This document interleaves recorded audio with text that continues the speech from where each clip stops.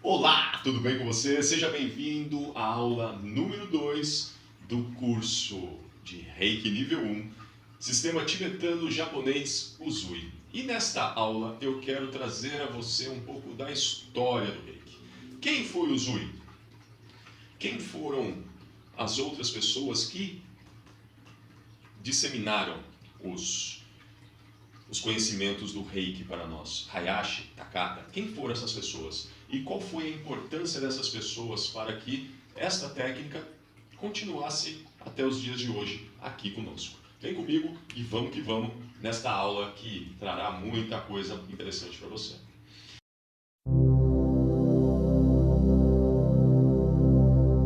Vamos começar falando um pouco de Usui. Eu não sei se você tem conhecimento, mas existe uma infinidade de histórias sobre Usui. Usui, e essas histórias, infelizmente, elas são contraditórias. E eu vou trazer para você uma linha de raciocínio sobre essa história, onde quem trouxe para nós foi, para mim, né, melhor dizendo, foi o meu mestre Otávio Leal. Foi ele que fez o mestrado comigo, tá? Otávio Leal da Humane Amor. E eu quero trazer um pouco do que ele trouxe para mim em relação ao conhecimento de Usui. Eu não sei se você conhece o Otávio Leal, mas ele tem uma infinidade de conhecimento nessa parte dos monges, né? Da parte budista, no Qigong. Então ele tem esse no Kung Fu. Então ele tem um pouco desse contato com todas essas técnicas, né? Com todas essas artes. E eu vejo assim, uma vez que a gente não tem a história fidedigna, né, vamos dizer assim, eu vejo que nós temos que buscar pessoas que tenham o conhecimento e nada mais justo do que citar essas pessoas para que nós possamos agradecer o trabalho delas em meio ao que nós estamos trabalhando.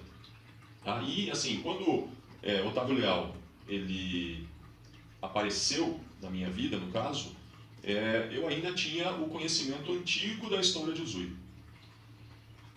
Tá certo? Então eu vou trazer para você um pouco dessa história e, lógico, quero deixar claro aqui que muitas vezes existem contradições. Tá? Infelizmente existem contradições. Mas o que vale mesmo nessa história toda é o sentir. Eu vejo que é o ponto mais importante de todo esse contexto. É você saber o que você está sentindo. A partir disto, você sabe o que é a energia Reiki. Mas vamos lá, para de falar, né, Bruno? Para de falar e fale o que você sabe sobre o nosso amigo Usui. Usui, para você ter uma ideia, ele nasceu no dia 15 de agosto de 1865. Então, um grande leonino, hein? Leonino é casca, você sabe disso, né? É bravo. Tá? Ele,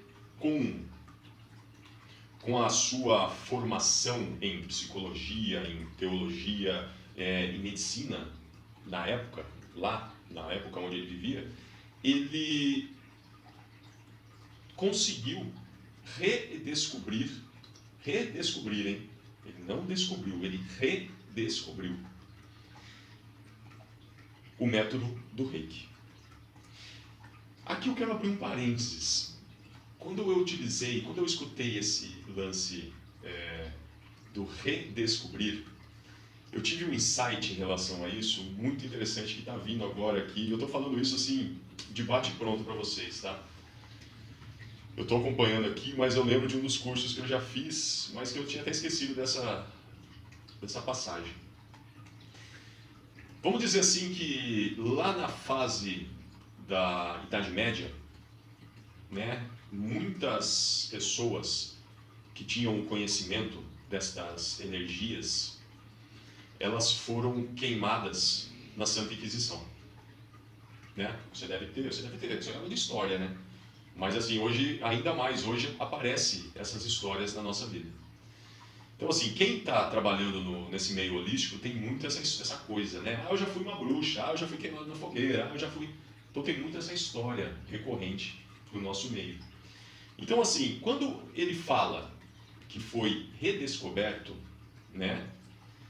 Eu tive um insight no sentido assim, ó.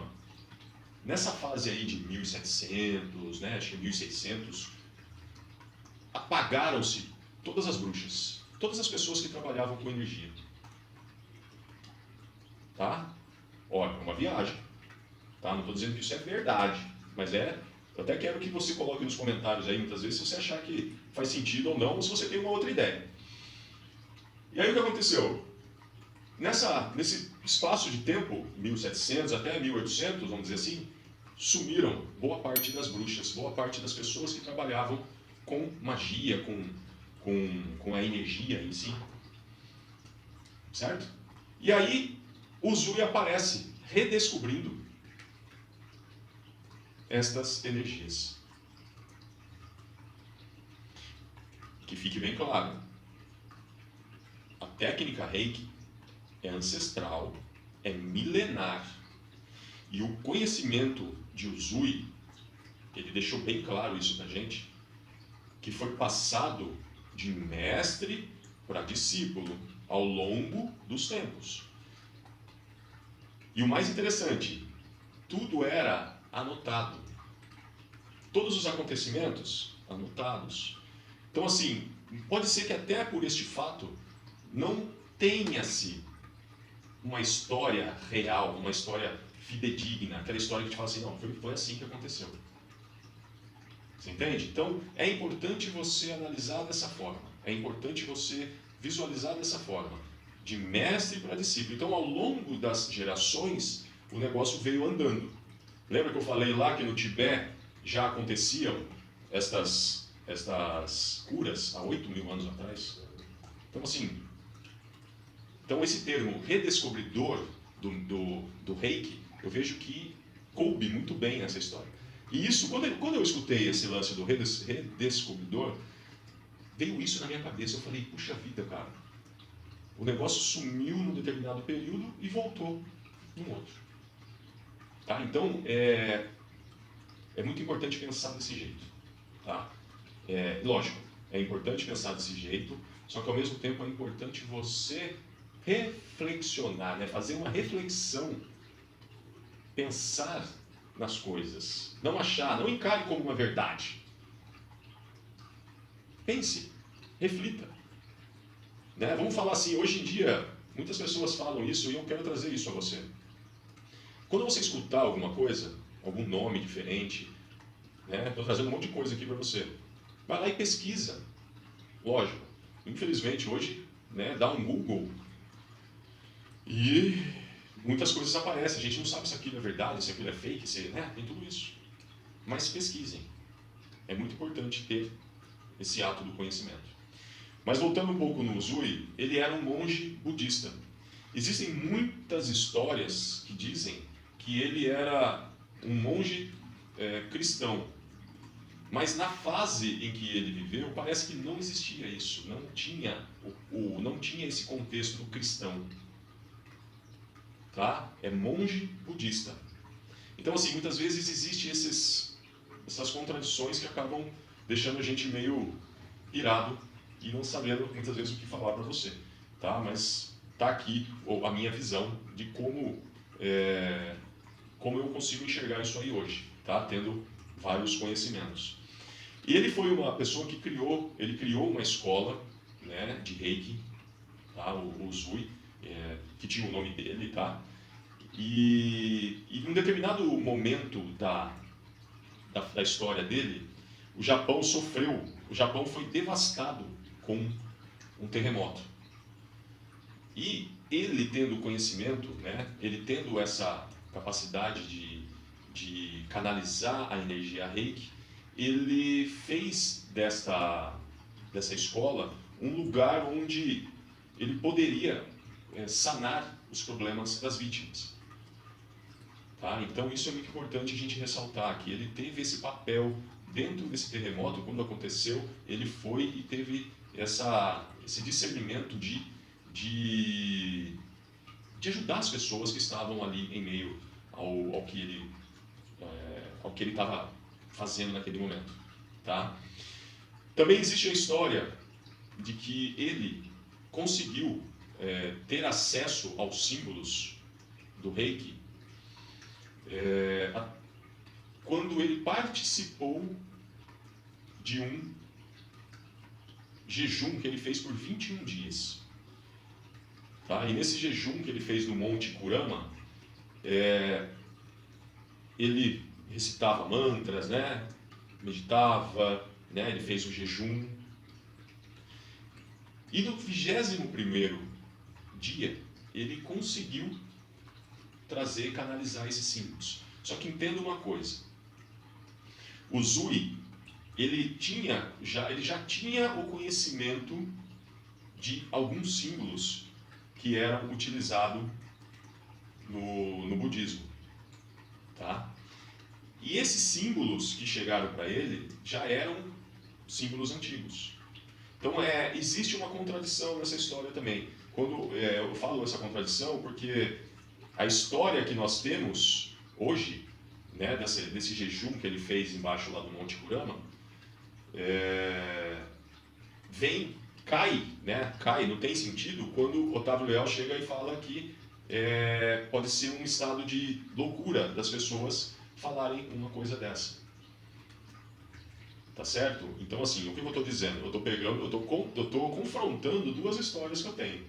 Tá? Estou confrontando um cara que vive hoje com a gente aqui, no caso Otávio Leal. Ele vive conosco, ele já teve contato com monges budistas, ele já esteve no Japão, ele já teve todo esse aparato, né? Coisa que eu particularmente não tive, estou passando aqui para você, e estou trazendo uma história que eu peguei de um livro.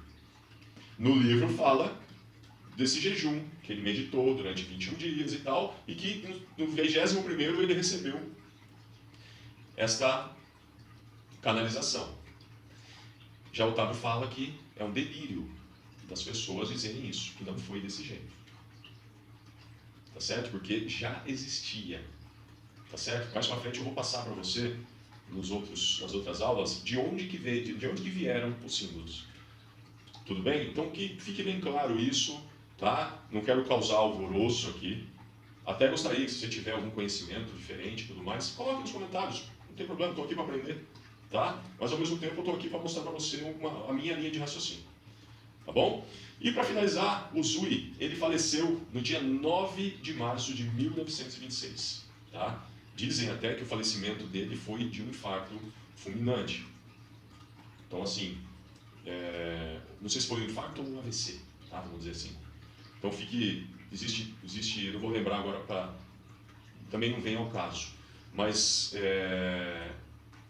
e também quero trazer uma coisa, um conhecimento aqui para você. Você pode falar assim, nossa, ele redescobriu o reiki, ele atendia com o reiki e tal.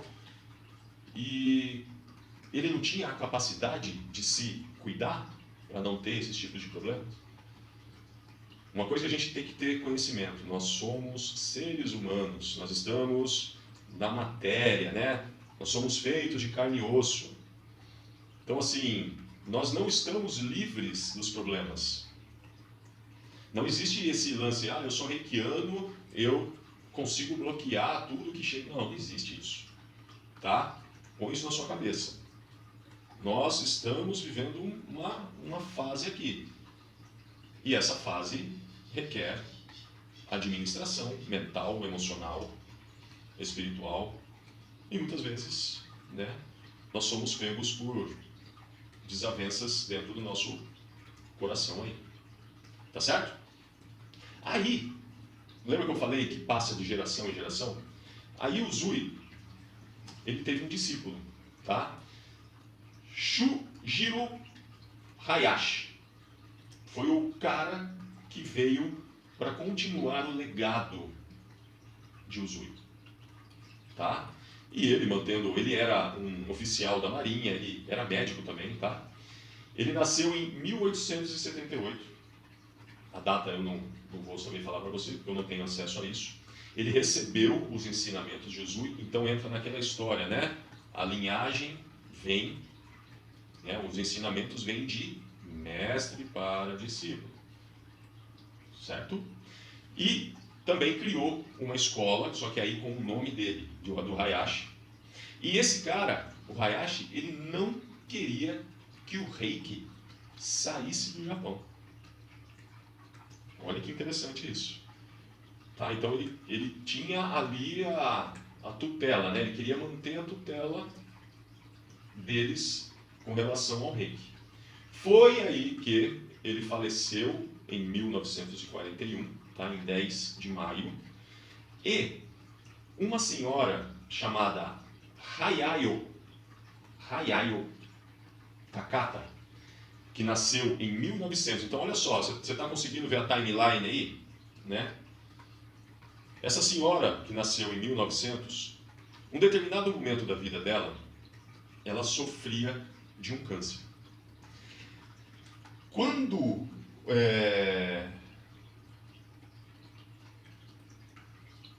ela foi tratar isto, né? Conforme ela foi tratando e tudo mais, ela teve que fazer uma cirurgia lá no momento que ela precisava fazer cirurgia. E na hora em que ela estava para fazer a cirurgia, ela recebeu um chamado. Um chamado que dizia assim: não faça a cirurgia. Foi aí que, ao receber esse chamado, ela pediu para parar, né? Que não precisava mais, né? Que ela não precisava fazer mais aquela cirurgia. E ela foi buscar ajuda com o Hayashi. O Hayashi prestou todo o tratamento a ela e tudo mais. E depois de 4 meses, ela não tinha mais o problema de saúde que ela tinha. Eu falei câncer, mas não vou confirmar para você, mas eu acredito que seja câncer. Tá certo? Quando ela é curada, ela fala assim: eu preciso deste tratamento. Eu preciso conhecer essa técnica. Foi aí que ela começou a trabalhar com o Reiki. Ela foi a sucessora de Hayashi. Então, linha do tempo, Uzui, Hayashi, Takata. E a Takata, ela, para introduzir esse conhecimento no Ocidente, ela teve que mudar muitas coisas na história do Reiki. Porque assim, vamos dizer que o Ocidente seja um pouco mais cristão, um pouco mais material, tá certo? E ela, para entrar com esse conhecimento, ela precisou mudar algumas coisas. E assim, a gente não está aqui para julgar isso. Porque de certa forma, o que aconteceu? Eu estou aqui passando para você esse conhecimento. Você entendeu? Se não fosse ela fazer isso, fazer o que ela se propôs, pode ser que você nem soubesse do que é o Reiki. Né? Ou que você ouvisse o Reiki lá de fora e falasse assim: nossa, olha os bruxos. Não é assim? O nosso julgamento doido. Ah, então, veja que interessante a história, né? Essa cronologia da história do Reiki. E tanto é que, muitas vezes, em decorrência dessa mudança de história que ocorreu, muitas vezes isto fez com que nós tivéssemos tanta contradição nas coisas que a gente ouve por aí. Tá? Então, assim, por isso que eu falo para você: estude, vá atrás, leia. Mas no fim das contas, você vai entender o quê? Que o lance do Reiki é o sentir. Tá certo? Beleza? Aí Hayashi, ela falece no dia 12 de dezembro de 1980. 1980. Olha que legal. Então, assim, de certa forma, está bem próximo da gente aí, né? Da linha do tempo aí. Tá certo? Então, lembre-se, chegamos ao final da segunda aula. Pegue as 2 senhas que eu coloquei. Cada senha vai formar uma palavra. Quando você juntar todas as aulas, né, as senhas que eu deixei em todas as aulas, vai juntar uma palavra. Vai formar uma palavra. E eu quero que você coloque essa palavra quando você entrar em contato comigo, porque daí eu vou saber que você fez o curso, tá bom? Que você assistiu todas as aulas. Perfeito? Beleza? Então, se liga, hein? Vamos para a próxima, terceira aula. Aguardo você lá, hein? Até mais!